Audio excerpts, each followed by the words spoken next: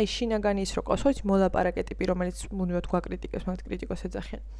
ხო, მაგაზე მე მithქვამს ხშირად, რომ აი რაღაცა მომენტში ეგ უნდა დაადუმო რა. ნუ შეგიძლია, მაგრამ რაღაც შეეპასუხო, როგორც შეეპასუხებთ, მე მეზობელს რო ეთქვა იგივე რაღაც. მეზობლები მაგალითად ჩაგრული მყავს ზოგადად თერაპიაში, ყოველთვის ბოროტი მის როლს ასრულებენ რა თუ არ ვიცი. იმედია ისმის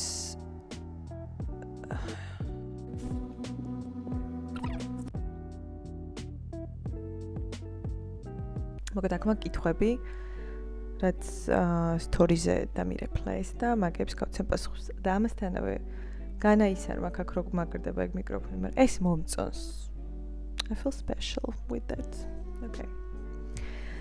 პირველი კითხვა, რომელი თერაპიის არა საიდან იწყება სინქრონიზაცია, რატო ხდება და რაიმე მნიშვნელობა თუ აქვსო.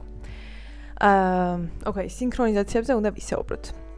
სინქრონიზაცია არის ჩვენი ბიძა კარლ გუსტავ იუნგის მიერ შემოტანილი სიტყვა და ნიშნავს, როდესაც რაღაც ძალიან მისტიურად ემთხვევა თქვენს ფიქრს ან სიტყვას გარემოში. მისტიურად თოყონის კი არა, რომ ეხა გავიხედავ და მოვისმენ და მაცივრის ხმა იქნება, რომელიც უეჭველი იქნება, ნუ დიდი ალბათობით არა.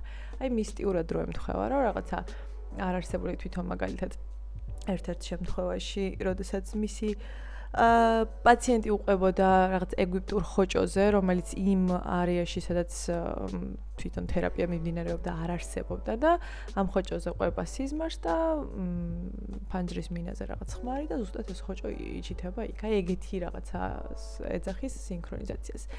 ეხა მე მინდა ცოტა ნეირომეცნიერება შემოვიტანოთ ამ ბავში და ისე გავმარტოთ ეს ყველაფერი, იმიტომ რომ ჯადოსნურობა კარგია, მაგრამ ახსნილი ჯადოსნურობა უკეთესი. I think. მოკლედ, ჩვენს ტვინში არსებობს სხვადასხვანაირი სისტემები. გარდა იმისა, რომ ეხლა ალბათ ყველამ ვიცით, რომ რაღაცა ინსტინქტები არსებობს, რომელიც რაღაც სუნთქვას და რაღაცებს აკონტროლებს. რო არსებობს ემოციური ტვინი, ესეც გეცოდინებათ შუაში, რომელიც ემოციებს, აი მაგალითად fight or flight reflex, რომ შიშზე რო აი გავიქცე თუ გავშეშთე თუ ვიბრძოლო თუ მსხვერპლი გავხდე მაგას რო წყვეტს. არსებობს Einstein brains რო ეძახიან მაგალითად გონება, აი ეს წინა შუბლის წილი, რომელიც აზროვნებაზე აგებს პასუხს და ასე შემდეგ. მაგრამ გარდა ამისა არსებობს სისტემები. ანუ ერთმანეთთან დაკავშირებული სისტემა. ეს არის ისე ცალსაკი, რომ მარცხენა ნახევარსფერო ან მარჯვენა ნახევარსფერო მუშაობდეს რაღაცა აქტიურად. რაღაცა სისტემები არსებობს, მაგალითად ასოციაციის სისტემები, რომელიც აერთიანებს, აი ასოციაცია რომ მოსდის ადამიანს, რა ხდება რა მაგ დროს, რომ იქ მოგონებების ამბავს რთავს, იქ ცალკე ემოციას რთავს, იქ შეიძლება აზროვნებაც ჩაერთოს და ეს რაღაცა სამივე ნაწილი ერთად ინთება. რომელი ნაწილების ერთად ინთება, ისინი ერთად მუშაობენ, ხოლმე და აი მაგალითად ადამიანებს შეიძლება შეკავშირებული ქონდეს ბავშვობაში რაღაცა საჭმლის სუნი, რაღაც ბედნიერ მომენტთან, ან პირიქით თუ რაღაცა ტრავმის დროს მოხდა, ის სუნი ან მუსიკა, ან რაღაც ვიღაცის ხმა, ან შესაბამისი რაღაც სიტყვა და ეს ასოციაციური მეხსიერება აქვს ადამიანს და ეს რაღაცად მოდიოდეს. ასევე არსებობს სიმბოლური ფიქრი, რომელიც ასევე ასოციაციასთან ახლოს არის და აი რაღაც რო შეგვიძლია ადამიანებს რომ აი რაღაც ფრინველმა გადაიფრინა და მე რო თავისუფლება გამახსენდა, აი ესეც სიმბოლური ფიქრია და მოკლედ ეგეთი სისტემა გვაქვს. ეხლა ნაწილობრივ შევეხე იქ, რომ რაღაცა ტრავმის დროს რა შვება და ისედაც რა შვება, ასოციაციებს გვაძლევს მოკლედ. გარდა ამისა არსებობს კიდე default mode network-ი, რომელიც არის რასაკეთებ გოგო.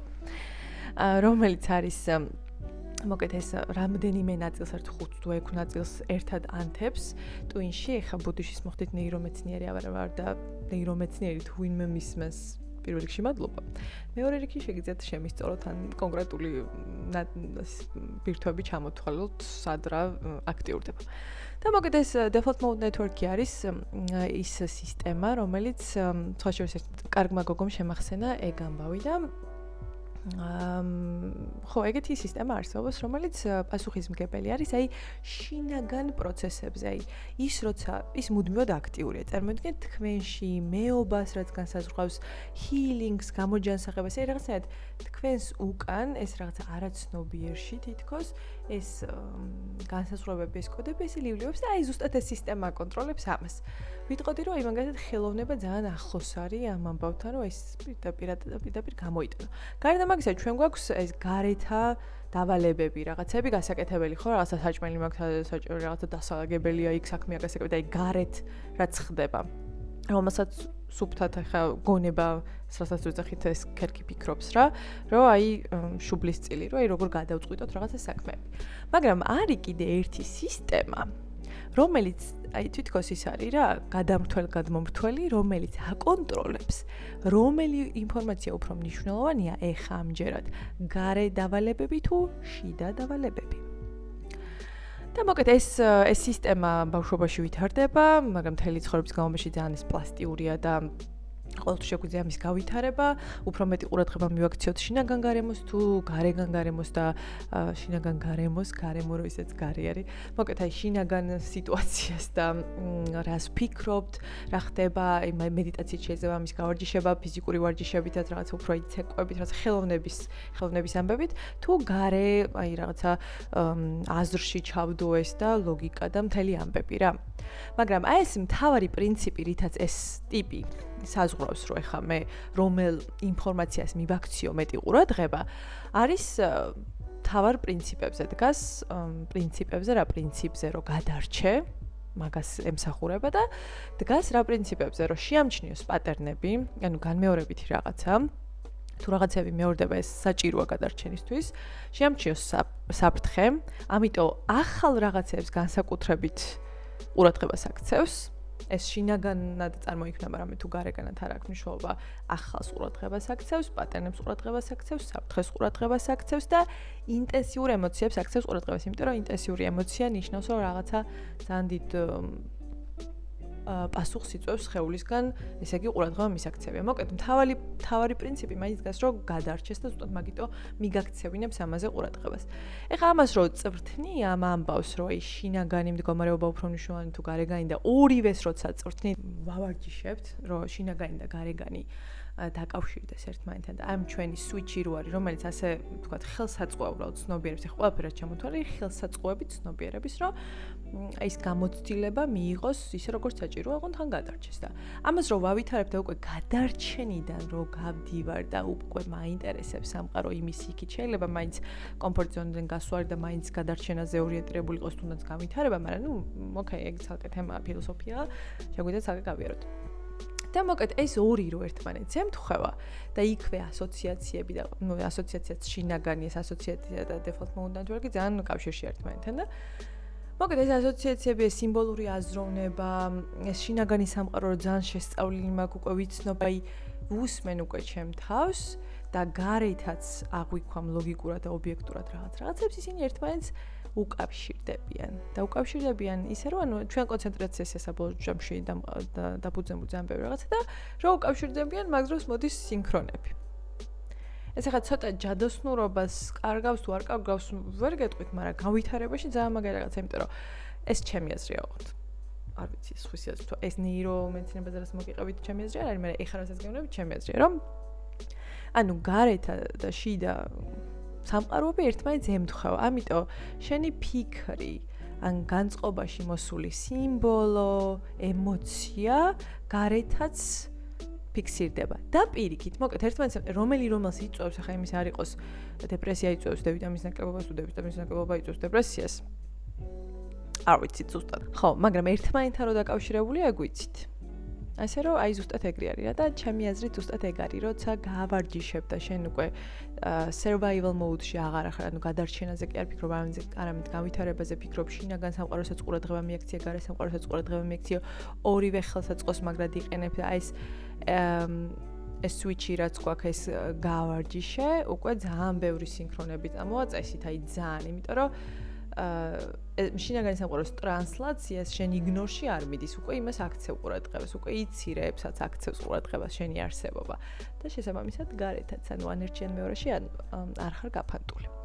ხო, ასევე ეს სვიჩი, რაც ვთქვი, რომელიც უფრო მეტ ყურადღებას სიმბოლურ აზროვნებას ააქცევს თუ ახლა გარემო უფრო მნიშვნელოვანი და უშუალოდ რაღაც საქმის დროს, ვისაც მოშლილი აქვს, ანუ რაღაც კვლევები არსებობს, ახლა ვიღონ კიდევ ერთხელ ნეირომეცნიერები მომეხმარებიან.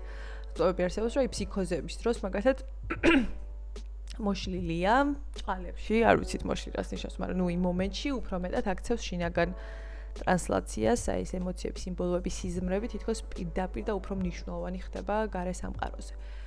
ხო, ასევე ძალიან კაი კავშირები ამანდ CPTSD თუ გაგეთ კომპლექსური პოსტტრაუმატული აშლილობა, როცა ანუ რამე ესე დიდი მოვლენა არ მოხდარა ბავშვობაში, მაგრამ მუდმივი საფრთხენი გარემო იყო და მისი ტვინი როგორ ემსგავსება ზუსტად ანატომიურად ისეთი ადამიანისთვის, ჯარისკაცისთვის, რომელსაც მოუწია ბრძოლებში ბრძოლა.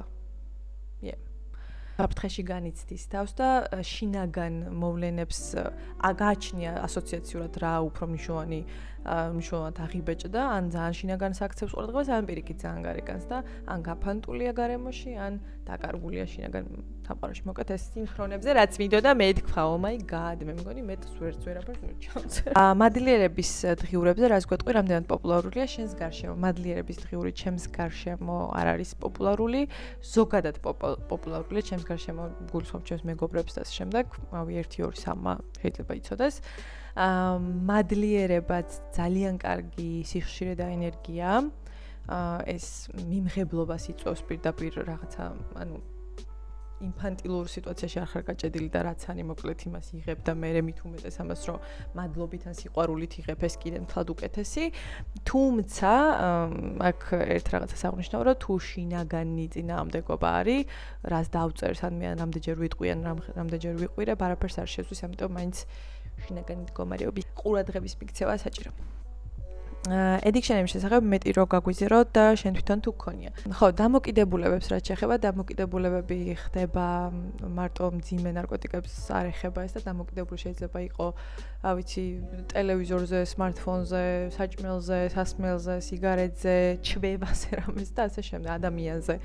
დამოკიდებულების უკან ყოველთვის დგას რაღაც შეუსებელი საჭიროება, რომელიც ასევე არის გაუაზრებელი საჭიროება და ძალიან კაია თუ გაიაზრებ მის უკან სამდოში რა საჭიროება დგას და შემდეგ ამას პირდაპირ გზით შევისებ. ანუ დამოკიდებულება არის, ასე ვთქვათ, გვერდი თავლით რაღაცის შევისება. ანუ მე თუ სითბო და სიყვარული მინდა და მას პირდაპირ ვერ ვიღებ, შეიძლება ალკოჰოლი დავლიო, იმიტომ რომ მას სითბო და სიყვარული მოაქვს ჩემთან. მიხვდით? მე მაგალითად ჭამაზე, საკმაოდ ესეთი addictive brain მაქვს, ანუ დამოკიდებულებებზე ძალიან კონცენტრირებული, ძალიან მონდომებული ტვინი და საჭმელზე ვიცი, fast food-ზე მქონდა და ამის უკან იყო საჭიროება, ნუ იქ ბევრი კითხვები რაც თერაპიაზე შეგიძლიათ გაიაროთ, ან შემიძლია მე თუ და გაინტერესებთ ეგეც ვისაუბრო. მოკლედ უნდა ნახო მის უკან რა საჭიროება და ჩემ შემთხვევაში იყო თამაშის და გართობის საჭიროება და მოწყენილობას რომ სხვანაირად თან ეს ოღონ გაუცნობიერებელი იყო და მოწყენილობას სხვანაირად რომ ვერ ვფანტავდი ვუკვეთავდი fast foods ეს თვითონ პროცესიც კი რაღაცა გართობასავით იყო იქ ვიღაცა მოდიოდა მე საჭმელს გამიგცემ სხვებთან ერთად თუ მივდიოდი ხო საერთოდ მოკლედ თამაშის მოთხოვნილება იყო ჩემ შემთხვევაში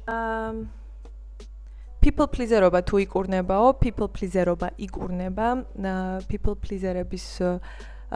pleaser-ობის უკან არის შეთხლეშვის ტრავმას, ესე ვეძახებ, მშობელთან შეთხლეშვის ტრავმა, როდესაც ძალიან უნდა გეგრძნო და ძალიან უნდა მის ენერგიაზე გადასულიყავი მშობლის, იმიტომ რომ პირდაპირ სათქმელი არასდროს არ ითქმებოდა შენს მიმართ რას გთხოვდა მშობელი და იყო ძალიან არასტაბილური გარემო და ამიტომ ძალიან გიწევდა რომ ეს გეგრძნო და მე დაგეფლიზა. ანუ ისეთი რაღაცა გეთქვა რომ ან გექნა რომ ისინი არ გაბრაზებულიყვნენ.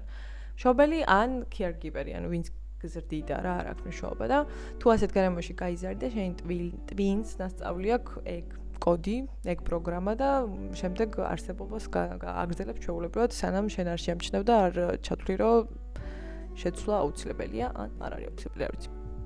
და როცა ჩავთვლი რომ შეცვლა უცლებელია, მანდაც მოგიწევს იმის გააზრება, რომ სიყვარულს პლიზინგით ვერ მოიპოვებ, სიყვარულს მოპოვება საერთოდ არ ჭირდება და უბრალოდ ადამიანებს უყვარხარ. აუცილებლად მოძებნი ეგეთ ადამიანებს, ვისაც უბრალოდ უყვარხარ და ამაში ნენელა თავდაჯერებული გახდები და რა თქმა უნდა მე არასთქვასაც დაიწყებ და ჩავარებად რა ინდივიდი იქნები მშვიდად. ამიტომ კი კითხვას თვითონ რაც შეეხება იგურნება კი. თუ თერაპიის საშუალება არ აქვს ადამიანს საკუთარ თავს დაეხმაროს, საკუთარ თავს როგორ დაეხმაროს? მინდა გითხრათ რომ მე თვითონაც არ მქონია თინეიჯერობის პერიოდში და არა მარტო თინეიჯერობისას ცოტა მერეც თერაპიის საშუალება, ღმერთს მადლობა და ჩემ თავს მადლობა რომ ეხა მაქვს, მაგრამ წიგნები დათხოვრობად შეგიძლიათ ხო ხტებით ანუ და ინტერნეტი თქვენ თუ smartphone-ით მე ხა ამ კომენტარს მიწერთ ძალიან აი სხვა მასალა შეგიძლიათ იპოვოთ როგორ დაიხმაროთ თავს იმიტომ რომ მე რაც ონლაინ რაღაც ტექნიკები მაქვს ნაკეთები და ჩემ თავზე გატესტილი მაქვს რაღაცები ზოგმა იმუშავა ზოგმა არ იმუშავა ზოგმა ისეთი გასხივოსნება მომცა და ეპიფანია რომ აი უფასოდ ასე რომ შეგიძლიათ კი დაეხმაროთ ძალიან კარგი არის mindfulness მედიტაცია. კლასიკა მედიტაციის, როდესაც უბრალოდ შიგნით ბრუნდები, ცოტა ის მჭყარებში ვთქვა და იწყებს საკუთარ აზრებზე, ემოციებზე, სხეულზე დაკვირვებას უბრალოდ განსჯის გარეშე. ამაზე შემიძლია ცალკე ვისაუბროთ, არ აინტერესებთ. არ მინდა რომ ჩავარდეს კიდე ეს, იმიტომ რომ თავსრულხრი ვარდება. რომელი თერაპიის ტიპი დამეხმარება იმაში, რომ დასვენება ვისწავლო. შენ გააჩნია როგორი ტიპაში ხარ, რომელი სიტყვები უკეთესად მოქმედებს, თუნდაც ასოციაციურად შენზე, მაგრამ ვიტყოდი რომ ალბათ სხეულზე ორიენტირებული ყველაზე გაიქნება. სხეულზე ორიენტირებული, იმიტომ რომ დასვენების სწავლა, ანუ სხეულში არის, მთელი ამბავი და ცვლილებაც ზოგადად იცოდეთ, რომ ცვლილება ხდება სხეულში. ეს არ ხდება გონებაში. გონებაში არის რაღაცა იდეა, აზრი, რომელიც მე უნდა შესრულდეს სხეულში. ამიტომ სხეულზე ორიენტირებული ესეც ძალიან დაგეხმარება. რა თქმა უნდა, ნებისმიერი დაგეხმარება ისე. შენ გააჩნია კიდე როგორი ტიპი ხარ. მაგრამ სხეულზე ორიენტირებულს გიჩვენდი მე. როგორ უნდა გაუშვა აკვიატებული ფიქრები და თან თუ ეს წლებია ასია. აკვიატებული ფიქრებიც თემა არის ტვინი ჩათვალე რომ შენი გამოცდილების ხელსაწყოა გეხმარება. ანუ ეგრე შეხედე რომ გეხმარება. თუ გეხმარება, რას ნიშნავს, რომ ეხლა აკვიატებული ფიქრებით, რომელიც არ მაძინებს, მეხმარება რანაირად? მეხმარება, როცა ნერვებს მიშლის, ხო? მკითხავდი ალბათ. იმით გეხმარება, რომ დაამუღამა მან, რომ შენ ეს თემა გაინტერესებს. ტვინს არ შეუძლია ხა განასხვავოს, რომ აი რაღაც ცალკე ადამიანი ხო არ არის, რომ რაღაც გეკონტაქტოს. რაღაცა და ჩათვალე AI-ია, ინტელექტია რა, რომელიც ამუღამებს, რომ შენ ამაზე ჩერდები ამ ფიქრზე. ამ ფიქრის იქით არ მიდიხარ, ანუ მოგწონს, მაგას ამუღამებს, რომ ამას მოწონს ეს ფიქრი, იმიტომ ამაზე ჩერდება. დიდი კონცენტრაციას აკეთებ ამ ფიქრზე, თვითონ ჭარბფიქრიანობას აკეთებ კონცენტრაციას და გამოგიშვებს, რამდენი ჭარბფიქრიანობაც გინდა, იმას დაგიმატებს და დაგიმატებს. მე მგონია, რომ კაის აკეთებს. ერთი ისო mindfulness-ი ძალიან ეხმარება, იმიტომ რომ ფიქრი მოვა და გაუშვებ უბრალოდ, ანუ განსჯის გარეშე. დააკვირდები შენ თვითონაც მე რომელ ფიქრებზე უფრო ხშირად ჩერდები, იმიტომ რომ ეგეც ძალიან საინტერესოა. თერაპია ისევ და ისევ, იმიტომ რომ გააჩნია ხარ რა ტიპის ფიქრი მოდის, თუ ტრავმა იმეორებს და გიყვირის რომ მომაქცია ყურადღება, მან ტრავმათერაპია, ანუ უნდა მიხედო რა მაგას და ხო არ ვიცი მე რა ფიქრებს იმეორებს და ზოგადად ჭარბფიქრიანობას mindfulness მედიტაცია უბრალოდ ფიქრებზე დააკვირვება განსჯის გარეშე ძალიან ეხმარება. არსებობს კიდე რაღაც მომენტები აი ემოციაზე როცა არასდროს არ ვიტყვით და შეგრძნებაზე რომ აუ შენ გარგან გიცთია და რაღაც არ ვაგასლაითებთ პაციენტებს რა თქმა უნდა შეგრძნება თუნდაც სიმართლეს არ შეესაბამებოდეს ყოველთვის ვალიდურია ამას არ ვეუბნები რწმენაზე მაგალითად ან აი შინაგანი ის რო ყავს ხო მოლაპარაკე ტიპი რომელიც მუდმივად გვაკრიტიკებს მათ კრიტიკოს ეძახიან ხო მაგაზე მე მithქვამს ხშირად რომ აი რაღაცა მომენტში ეგ უნდა დაადუმო რა ნუ შეგიძლია მაგრამ რაღაც შეეპასუხო როგორც შეეპასუხებთ მე მეზობელს რო ეთქვა იგივე რაღაც მეზობლები მაგალითად ჩაგრული მყავს ზოგადად თერაპიაში ყოველთვის ბოროტი მის როლს ასრულებენ რატო არ ვიცი რას ურჩევ ადამიანს ვინც ყველა სფეროში ფსკერზეა და დეპრესია აქვს ხო ყველა სფეროში და დეპრესია ზოგადად ეგრე იცის ყველა ასპექტში ცხოვრებაში გამოხატულება და დეპრესიაზე ბევრი შეგვიძლია ცალკე ვისაუბროთ ისე, მაგრამ ხა ძალიან მოკლედ რო გითხრათ, დეპრესია არის ქრონიკული გადაღლილობა, როდესაც შენ რასაც გინდა იმას არ აკეთებ, რასაც გინდა იმას არც ფიქრობდე, ანუ ავთენტურ შენ თავს ვერ გამოხატავ რაღაცატო, არ ვიცი სირცხვილის, შიშის, ბრაზის, არ ვიცი რის გამო. შეიძლება რაღაც მომენტში არც კი იცოდე, მანდაც ისევ შინაგანში შებრუნება და დაკვირვება და შეიცან თავი შენი. თერაპია რა თქმა უნდა, თუ მძიმე სიტუაცია, როდესაც ენერგია საერთოდ არ აქვს ადამიანს ამ დროს წამლების მოშველება აუცილებლად, ანუ ფსიქიატრი. არ შეგეშინდეთ ხოლმე ამის, იმიტომ რომ ჯობია, ანუ მეც დამილევია.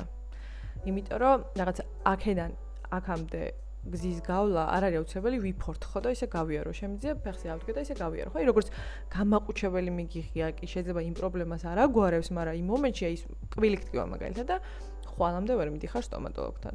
არა უშავს იმ მომენტში თუ გამაყუჩებას დალევ, მაგრამ აუცილებელია იმ პროცესების ასევე გადააზრება, რომ საკუთარი თავი გეწინააღმდეგება და გაგდებს, რომ დაისვენე, ეხა და მერე ვნახოთ. მერე იმედია გააგრძელებ შენი თავის ცხოვრებას. თავში ჯარებად მომწვა ფიქრებს რა მოუხერხო?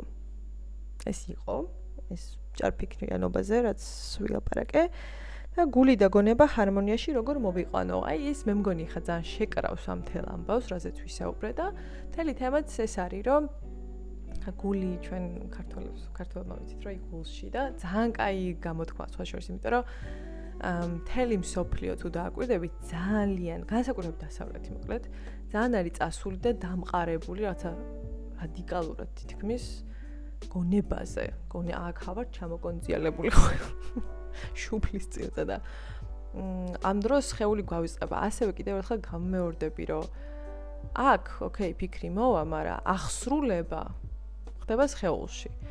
ჩათვალე, რომ ოკეი, მე კი ვიცი, როგორ ვიცხოვრო ჯანსაღად მაგათი, როგორ გავაკეთო აზიდვა, ვიცი დეტალებში, მაგრამ აზიდვა სხეულმა ხო უნდა გააკეთოს. სხეულს უხარია, სხეულს ტკივა და ასე შემდეგ. ამიტომ აუცილებელია მაგორის ჰარმონია და ისევ რა, რადიკალურად რაღაცის გადაწყვეტა, ის ტვინს ახასიათებს ეგეც სხვათა შორის, რომ რაღაცა იმდენად მოზარმაცო ტიპია, რომ აი მოდი ახლა აემა ერთ რაღაცას გადავწყვეტ და მთელი ცხოვრება ეგრე ვიზამ. არ ხდება ეგრე, იმიტომ რომ ძალიან ბევრი ინდივიდუალური შემთხვევები ხდება.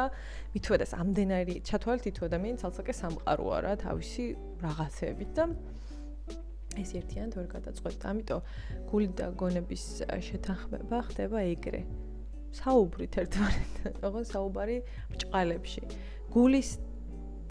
გონების თემა თუ არის ინტელექტი, აზროვნება, ნეიროფსიქოლოგია, მეცნიერება, ლოგიკა, დედუქცია, რაღაცა მოკლედ ესენი რო არის, გულის საქმე არის ხელოვნება, თეკვა, სხეულზე ორიენტირება, მედიტაცია, პოეზია, ну, ხელოვნებაში შედის ხომ მოკლედ რო ვთქვა, მაგრამ ორივე არის ძალიან მაგარი. წარმოგიდგენ, ორივე ფეხი რო გაქვს, ორივე ხელი რო გაქვს. ხო ჯობია?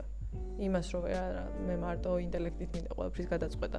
რატოა წი გაქვს და ხო, მაგრამ ერთმანეთთან თუ კონფლიქტში მოდიან, აუცილებლად უნდა გაესაუბრონ ერთმანეთს და მართლა შეგიძლია ეგეთი თამაშივით გააკეთო, აი ჩემი გონება რას ეტყოდა, ჩემ გულს.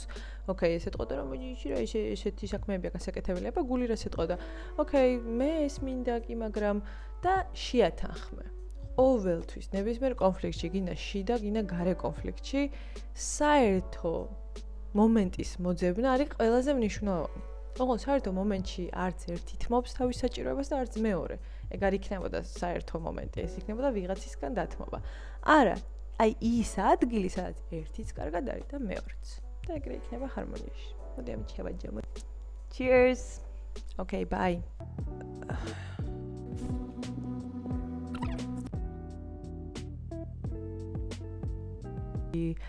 რაღაცა არის შესწავლ.